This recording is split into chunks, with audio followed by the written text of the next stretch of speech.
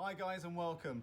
Hopefully by now you know who I am. I'm Oliver Rolfe, CEO and founder of Spartan Executive Search. Today, here we are. We're outside of the White Room. We're outside of the room which I like to call the educational room. The videos where you've seen before have been about learning, progression and education.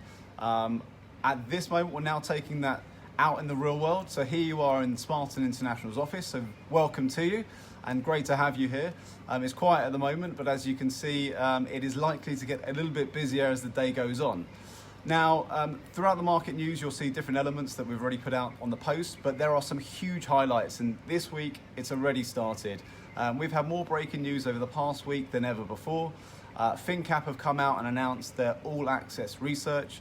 Invariably, this is something which we thought was going to happen. A situation where research is paid by corporate clients, and invariably it's there to get access to the market, to get access to more investors. And actually what finnCap have done is very, very sensible, and it is ahead of the curve, and it should put them slightly ahead of others as we come into 2019. Now, another huge piece of news last night was with Santander and Anna Battine's fantastic hire, so to speak, which is Andrea Rossell from UBS. Now, Andrea's had a fantastic career. He's got a book of contacts and clients which will surely enhance any bank or business. So what Santander have done is an absolute stroke of genius. And this will also relate to their recent talks with Peel Hunt. Whether this was in view of Andrea joining, we're unsure of at this point, but Santander have the ability, and I've always said this, to be a huge impacting investment bank. They're one of the biggest banks out there anyway, they're one of the biggest lenders out there, similar to a UniCredit or even the size of an HSBC. Their retail business is absolutely huge, and if Santander continue to focus on the investment banking business and really drive deeply into it, I believe they can have huge success in European and global markets. This is one to be seen, and let's see what happens moving down the line. Now, a news that we put out today, and something that we've discussed quite recently, to be fair, and have done for quite a while, is Deutsche Bank and Commerz. Now, it's come out today that the deal is likely to happen. I think we've been saying this for quite some time, and realistically, with the German markets and the banks in the German markets really struggling to many a degree, this is more and more likely to happen. Of course, there's time that needs to take. You're literally talking about two huge banks coming together. And therefore, at this moment in time, what Christian Schewing's actually said is, look, the deal may well happen. However, at this moment in time, Deutsche Bank needs to focus on profitability. They need to make sure they get themselves to a place of comfort, and actually they can see the future a little bit more. At the moment, I think for most banks, it's difficult to see next year, let alone the next 2 or 3 years. And with Deutsche Bank in particular, it's no question, they've had a very, very difficult few years. They've lost a lot of their staff, and they need to work out where they're going, how they're going to do it, and importantly, rebuild their franchise. And not just rebuild the franchise in terms of staff, but also rebuild the franchise in terms of how clients feel about them and get those clients to be stickier again. So keep your open mind with Deutsche and Commerz. It is likely to happen. It is likely to take 18 months, but that is something that will go through and happen at some point.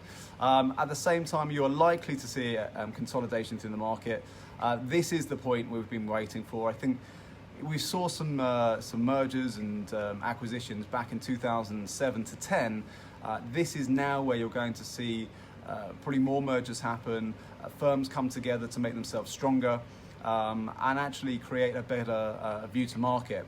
Now, on that basis, you've also seen Baaderbank or Baader and Alpha Value come together as well in a merger of product.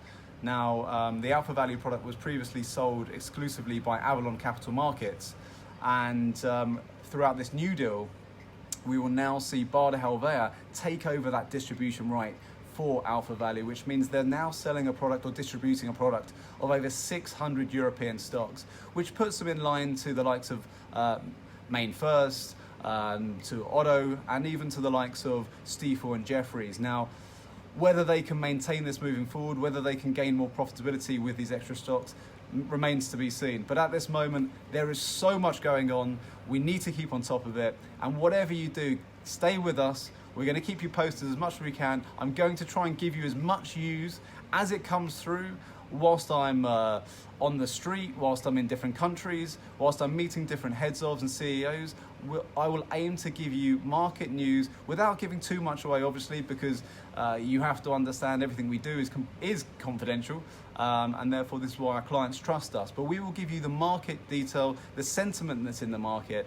And please, if you've got any questions or queries, comment below, ask me, and I will come back to you as soon as I can with any hints, tips, or detail we possibly can. For now, enjoy this beautiful weather. I think we've got a week or two left.